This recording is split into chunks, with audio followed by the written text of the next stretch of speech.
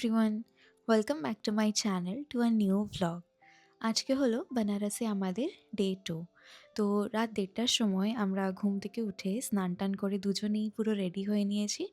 এখন আমরা যাব মন্দিরে পুজো দিতে। আগের দিন যেমন বলেছিলাম যে আমরা টিকিট পাইনি, তো যেহেতু যেদিন পুজো দেওয়া হবে সেদিন সকালবেলায় টিকিটটা কালেক্ট করতে হবে। তো সেই কথাটা মাথায় রেখেই আমরা তাড়াতাড়ি মন্দিরের উদ্দেশ্যে বেরিয়ে পড়েছি। ফার্স্টে তো আমি ভেবেছিলাম 1:30-2টোর সময় তো খুব একটা রাস্তায় ভিড় হবে না। বাট আমি রাস্তায় বেরিয়ে যা দেখলাম আমাদের মতো এরকম অনেকেই রয়েছে যারা ভোরবেলা পুজো দেওয়ার প্ল্যান করেছে। তো আগের দিন যেমন দেখিয়েছি এটা হলো কাশী বিশ্বনাথের ট্রাস্ট অ্যান্ড হেল্প সেন্টার। এখানে গিয়ে সায়ন আমাদের জন্য 2টো টিকিট কাটবে, অ্যাকচুয়ালি 3টে। আমাদের দুজনের জন্য একটা করে সুগম দর্শনের টিকিট আর একটা হচ্ছে রুদ্র অভিষেকের। জেনারেলি ওরা বলে থাকে যে সুগম দর্শনে ৩০০ টাকা পার হেডে একজন পুরোহিত আর একটা করে প্রসাদের প্যাকেট দেওয়া হবে। But due to some unknown reason ওরা কেউই কোনো পুরোহিতই আর কি রাজি থাকে না সুগম দর্শনে আসার জন্য। তো আমরা যেহেতু রুদ্রাভিষেকও বুক করেছি একটা আমাদের, ওটা আমাদের নিয়েছে 450, ওটাতে একটা কাপল যেতে পারে।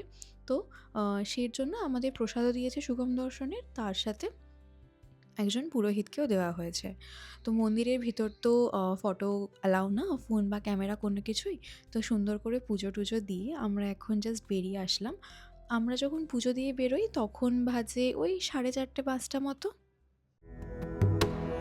सुवर्णपद्मिने तटान्त दिव्यहर्म्यवासिने सुवर्णवाहनप्रियाय सूर्यकोटितेजसे अपर्णया विहारिणे फणाधरेन्द्रधारिणे सदा नमः शिवाय ते सदा शिवाय शम्भवे।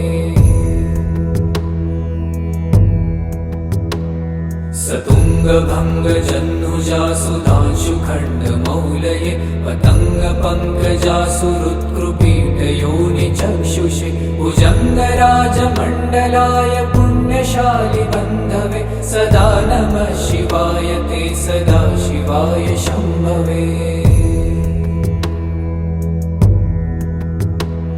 चतुर्मुखाननारविन्दवेददीर्घभूतये चतुर्भुजानुजा शरीरशोभमानमूर्तये चतुर्विधार्थदानशौण्डताण्डवस्वरूपिणे सदा नमः शिवाय ते सदा शिवाय शम्भवे। রেডি? রেডি, চলো এবার যাই এক্সপ্লোর করতে। আমরা পুজো দিয়ে আবার এখানে রুমে এসেছি, চেঞ্জ করে দিয়েছি কারণ এখন আমরা ছবি তুলতে। আর তার আগে যাব কচুরি খেতে, কচুরি গলি। রাম ভান্ডার। হ্যাঁ, অনেক অপশন আছে। রাম ভান্ডারে যে ট্রিমেন্ডাস ভিড়, আজও পৌঁছাতে পারবো কিনা ডাউট আছে। অনেকটা হাঁটতে হবে আবার।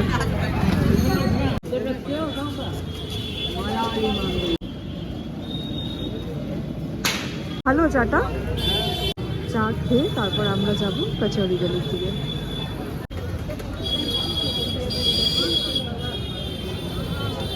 এই যে ন্যারো ল্যান্ড, এত গলিগুলো, এগুলো হচ্ছে কচুরি গলি।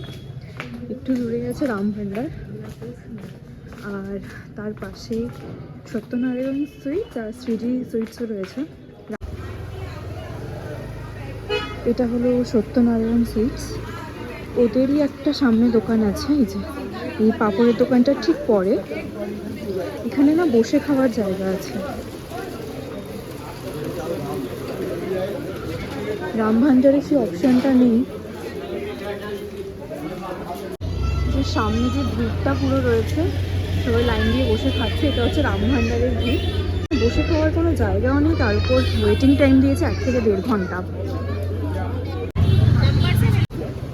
ওকে, তো এখানে দুটো অপশান আছে, একটা বড় কচুরি সবজি দিয়ে, আর ছোটো কচুরি মানে আলুর কচুরি, ওটা কী দিয়ে বলে, চানা দিয়ে।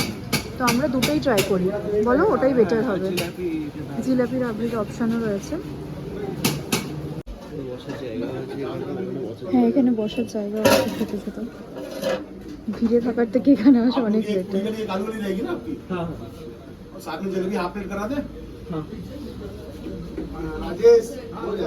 এটা দিয়েছে, এটা হলো আলু কচুরি উইথ ছোলা, আর উপরে একটুখানি গ্রিন চাটনি নর্মাল কিছু একটা চাটনি আর গাজর আর মূলো দিয়ে একটা স্যালাড মতো দিয়েছে। এটা রেগুলার সবজি আর কচুরি, বড় কচুরি, আর এটা হলো নর্মাল তরকারি, তো আলুর তরকারি তো। হ্যাঁ, আলুর তরকারি, দুটোই ভালো দেখতে দেখা যায়। আর তার সাথে 50 গ্রাম জিলাপিও নিয়েছি। রাবড়িটা বোধহয় এখন অ্যাভেলেবেল নেই। কেমন খেতে? ভালো? তাহলে ভালো হয়েছে, রামভান্ডার যায়নি ভিড়ের মধ্যে?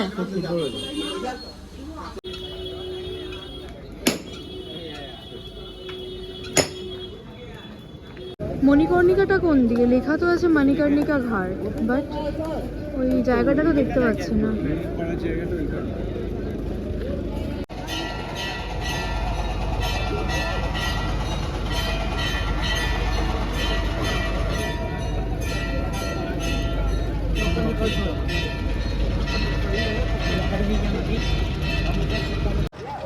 মণিকর্ণিকা থেকে আমরা জাস্ট এক্ষুনি মন্দিরের ভিতর দিয়ে এসে ঘাটটাতে আসলাম।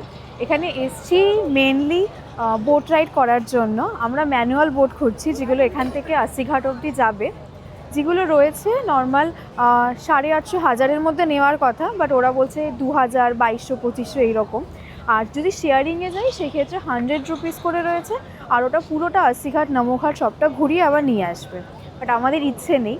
আর সবথেকে বড় কথা, আজকে ওয়েদারটাও ভালো না, মানে এত কুয়াশা, চারিদিকে কিচ্ছু দেখা যাচ্ছে না। পাখি রয়েছে প্রচুর, কিন্তু আমার খুব ডাউট যে বোটে বসলে কতটা ভালো ছবি বা ভিডিও আসবে।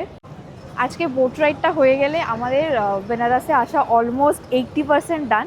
আমাদের কালকে আরেকটা প্ল্যান রয়েছে, সেটা হলো আমরা অযোধ্যার জন্য টিকিট বুক করেছি রাম মন্দির দেখবো বলে। বাট বন্দে ভারতে এখনও কনফার্মেশন পাইনি টিকিটসগুলো, মানে যাওয়া আসা দুটোরই। যদি পাই তাহলে যাব, আদারওয়াইজ কালকে দিনটা এখানেই কাটিয়ে দিতে হবে।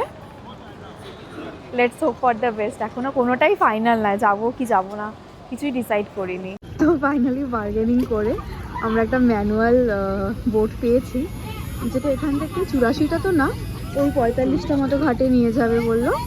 আর প্রাইস পড়েছে আমাদের 600। I think it's a good deal.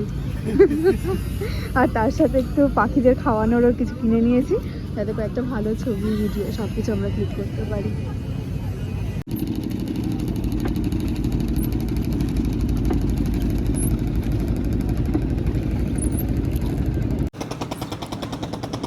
এটা কি ঘাট? মুন্সি ঘাট।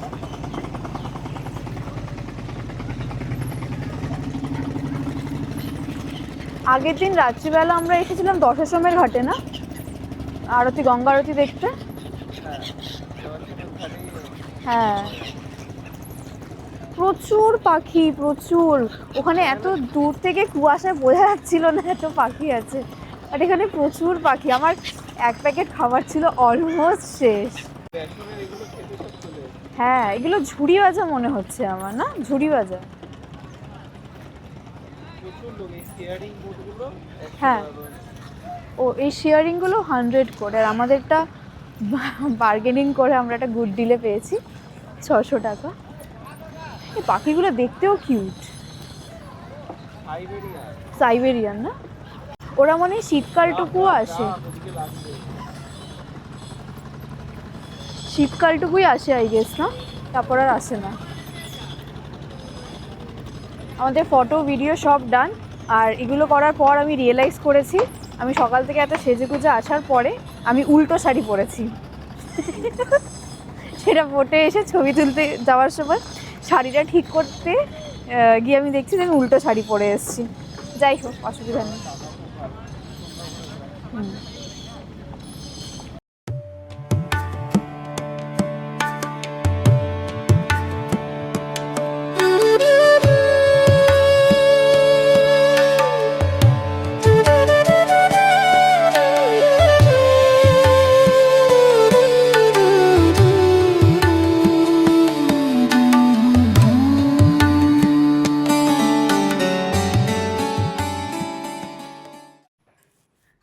ঘাট থেকে এসে গেছি আমরা, তখন 12:30 বাজে।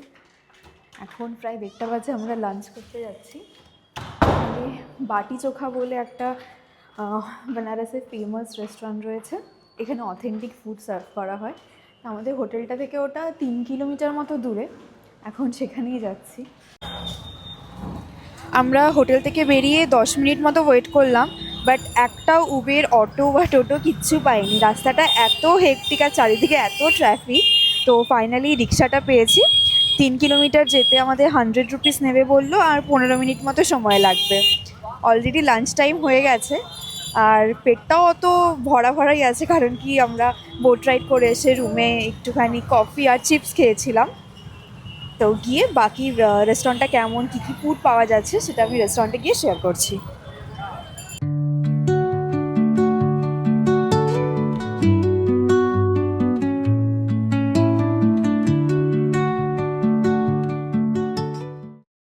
এখানে দুটো সিটিং অ্যারেঞ্জমেন্ট রয়েছে। একটা তো এরকম খাটিয়া মতো পাতা রয়েছে, দূরে যেটা সেইটা, আর এই খাটিয়াগুলো হচ্ছে খাওয়া দাওয়ার পর যাতে লোকে শুয়ে রেস্ট নিতে পারে তার জন্য। আর ওই সাইড এই সোজাসুজি এটা চেয়ার টেবিলেরও অ্যারেঞ্জমেন্ট রয়েছে, বাট আমরা বসবো এইগুলোতেই। এই যে মাটিতে বসার যে জায়গাটা, এই যে এই দুটো আমরা বুক করলাম, এখানে বসবো এখন।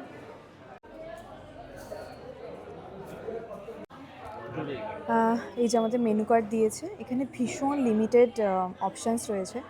4টেই বানানো হয়, সেটা কম্বো অফারে থালি টাইপ রয়েছে। আমরা ভাবছি, হ্যাঁ মেনুটা সুন্দর, বেশ সব কিছু দিয়ে আর কি প্যাকড আপ। আমরা ভাবছি কম্বো অফারে যেটা ফার্স্টে আছে স্পেশাল বাটি চোখা, সেটাই খাবো। আপাতত আমাদের থালিটা এগুলো দিয়েছে। এটা একটা পনির বাটি, এটা ছাতুর লিট্টি চোখা টাইপ কিছু একটা, ধনেপাতার চাটনি, এটা হচ্ছে টমেটো আর পেঁয়াজ কাঁচা লঙ্কা, এগুলো একটু ধনেপাতা ডালের বড়া, একটা পনির পকোড়া, আর এটা কি বলবো আমি বুঝতে পারলাম না। আর এটা হচ্ছে আলু, বেগুন, টমেটো সব কিছু পুরি একটা মাখা মতো, আর এইদিকে ডাল দিয়েছে। এখন আমাদের আসা কিছু কিছু জিনিস বাকি আছে, যেমন রাইস আছে, তার সাথে কোনো সবজি আছে। আপাতত এটা স্টার্ট করি। আর তুমি বলো কেমন লাগছে নতুন রকমের খাবার? অথেন্টিক, সুন্দর, নতুন একটা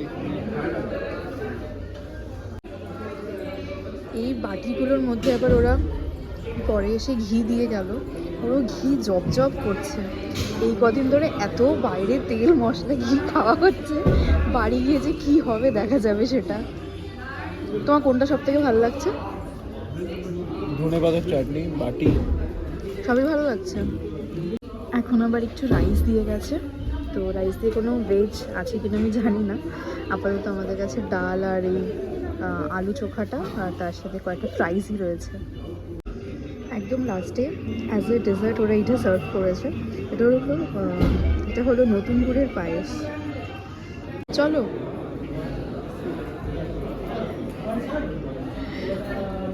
এখানে তো সবাই শুয়ে পড়ছে। লাঞ্চটা এখানে হয়ে গেছে, ট্যুরটা নিচে তো এখনও দেওয়া হয়নি, ওটা একবার দেখিয়ে দিই। খুব সুন্দর জায়গাটা। এদের ডাইনিং অ্যারেঞ্জমেন্টটা ফার্স্ট ফ্লোরে রয়েছে, আর যে খাবারগুলো বানানো হচ্ছে, চাটনি বা যেগুলো দেখালাম, সেগুলো কমপ্লিটলি ওদের হাতে বানানো। তো সেগুলো একবার দেখাবো। আর এখানে কি সুন্দর একটা মিরর রয়েছে না, পুরো পুরোনো দিনের একটা বাড়ি, আর সেখানে ডাইনিং অ্যারেঞ্জমেন্ট করেছে।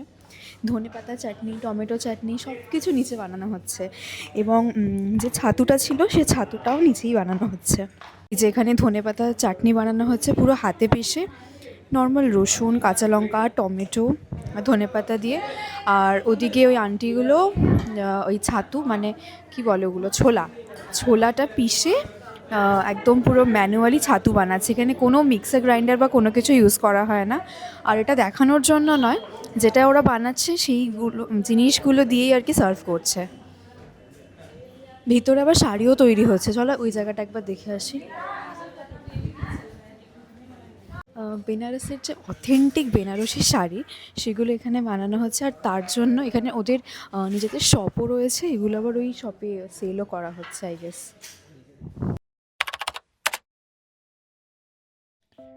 আজকে হলো ডে 3, মানে অফিসিয়ালি বেনারসে আজকে আমাদের শেষ দিন। তো সকালবেলা 7টা সাড়ে 7টা নাগাদ দুজনে রেডি হয়ে একটা অটো নিয়ে বেরিয়ে পড়েছি বেনারস স্টেশনের উদ্দেশ্যে। আজকে বেনারস থেকে আমরা যাব অযোধ্যা। তো তার জন্য বুকিং করেছিলাম বন্দে ভারত। আমাদের এটা একদম কম টাইম, মানে বলতে পারো কয়েক ঘন্টার একটা জার্নি। আমরা সকাল ৯টার সময় বন্দে ভারতে উঠেছিলাম। মোটামুটি পৌঁছাতে সময় লাগবে বলা হয়েছিল ২.৫ ঘন্টা মতো। আর সেদিনই সন্ধে ৪:৩০ বা ৫টা, আমার এক্স্যাক্টলি মনে নেই টাইমটা, ফেরার ট্রেন ছিল বেনারসে। যেহেতু আমাদের একদম শেষ দিন আর আমাদের হাতে একেবারেই সময় ছিল না, তাই এই শর্ট প্ল্যানটা আর কি বুক করা হয়েছিল। ভোরবেলা সেদিন ৪.৫ ঘন্টা আগে আমাদের ফোনে একটা মেসেজ আসলো যে আমাদের যাওয়া আসা দুটো ট্রেনের টিকিটই কনফার্ম হয়ে গেছে। অযোধ্যা পৌঁছাতে আমাদের ২ ঘন্টা লাগলো, বিকজ ট্রেনটা বিফোর টাইম, মানে ১১টা নাগাদ পৌঁছে দিয়েছে। ১১:৩০ নাগাদ পৌঁছানোর কথা ছিল। তো সেখানে ট্রেন থেকে নেমে সামনেই টোটো স্ট্যান্ড ছিল, সেখান থেকে টোটো বুক করে আমরা বেরিয়ে পড়লাম অযোধ্যা রাম মন্দিরের উদ্দেশ্যে। অ্যাকচুয়ালি অযোধ্যাতে দেখার জন্য অনেক কিছুই রয়েছে, বাট আগেই বললাম আমাদের একদম কিছু ঘন্টার প্ল্যান। তো আমরা মাত্র ৩টে জায়গা এখানে ঘুরবো। ফার্স্ট আমরা যে জায়গাটায় যাচ্ছি সেটা হলো হনুমানঘাড়ি। নেক্সট আমরা যাব অযোধ্যা রাম মন্দির। আর last but not the least, সেটা হলো সরজ নদী। অযোধ্যায় রাম মন্দির যতটা ইম্পর্ট্যান্ট, ঠিক ততটাই ইম্পর্ট্যান্ট হলো এই হনুমানঘাড়ি। সেখানকার লোকেরা বিশ্বাস করেন যে লঙ্কা থেকে যুদ্ধ জয়ের পরে রাম যখন এসেছিলেন, এই জায়গাটা দিয়ে বজরংবলীকে তখন থেকে বলেছিলেন যে আজ থেকে এটাই হলো তার থাকার জায়গা, আর এখন থেকে অযোধ্যার সম্পূর্ণ রক্ষণাবেক্ষণ এবং নিরাপত্তার দায়িত্ব একমাত্রই তার নিজের। এই জায়গাটার ভিড় থেকে বুঝতেই পারছো জায়গাটা কতটা ফেমাস এখানে।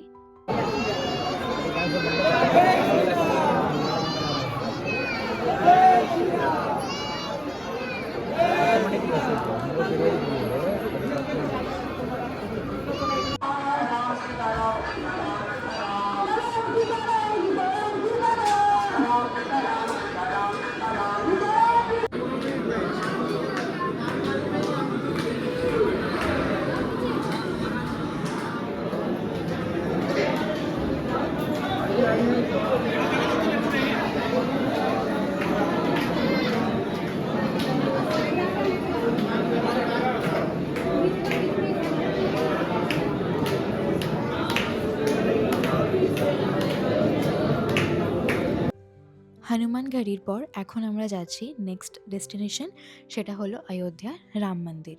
এখানে যাওয়ার পর যেই জিনিসটা সর্বপ্রথম আমার নজর কেড়েছে সেটা হলো এখানকার মেনটেনেন্স অ্যান্ড সিস্টেম।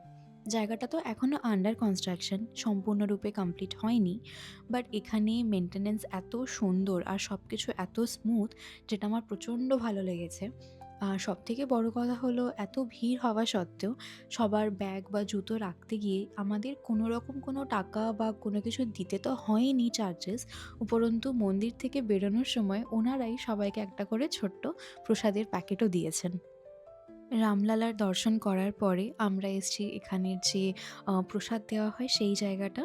তো এখানকার লোকাল লোকেরাই এটা বলল যে সীতা মা এখানেই আর কি রান্না করতো, মানে এটা অযোধ্যার রান্নাঘর ছিল বলা যেতে পারে।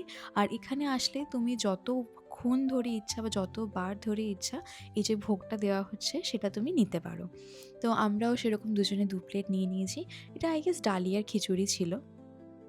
মন্দির থেকে বেরিয়ে না আমাদের দুজনেরই খুব খিদে পেয়েছে, কারণ এক তো অনেক ভোরবেলা বেরিয়েছি ৭টা নাগাদ, তার উপরে এখনও অবধি আমরা কিচ্ছু খাইনি।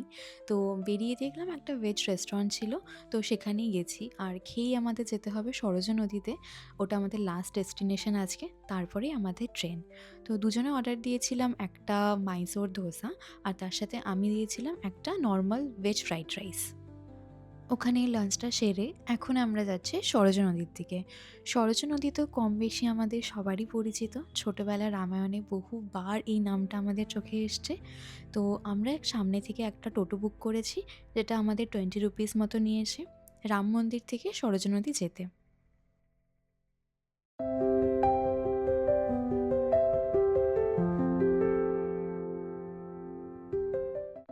এখানে যে এত বড় আর সুন্দরী বীণাটা রয়েছে, এই মোড়টার নাম হলো লতা মঙ্গেশকর মোড়। নাম শুনে বোঝাই যাচ্ছে যে কার নামের জন্য বা কার মেমোরিতে এই জায়গাটা বানানো হয়েছে। তো আমরা ফাইনালি এসে গেছি সরজ নদীতে। এখানে অনেকেই স্নান করছে, এখানে স্নানের কমপ্লিট ব্যবস্থা বা অ্যারেঞ্জমেন্ট সব কিছুই রয়েছে।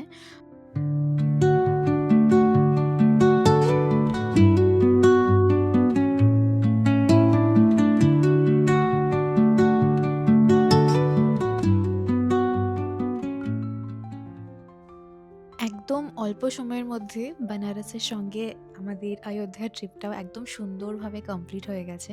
বাট ঘুরতে যাবো আর কোনো প্রবলেম হবে না সেটা তো হতে পারে না।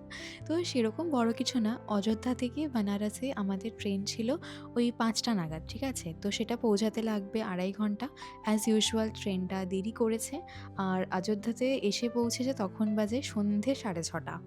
তো সেই ক্ষেত্রে আমাদের বেনারসে যেতেও লেট হয়েছে। আর পরের দিন থেকে আমাদের সকালের ট্রেন ছিল কলকাতায় ফেরার। সেরকম খুব একটা অসুবিধা হয়নি। ট্রেনটা বিফোর টাইম ৮:৩০-৮টার মধ্যে আমাদের বেনারসেও ঢুকিয়ে দিয়েছে। তো এটাই ছিল আমাদের বেনারসের একটা ছোট্ট ট্রিপের ভিডিও। দেখা হবে নেক্সট ভ্লগে। Till then bye, take care.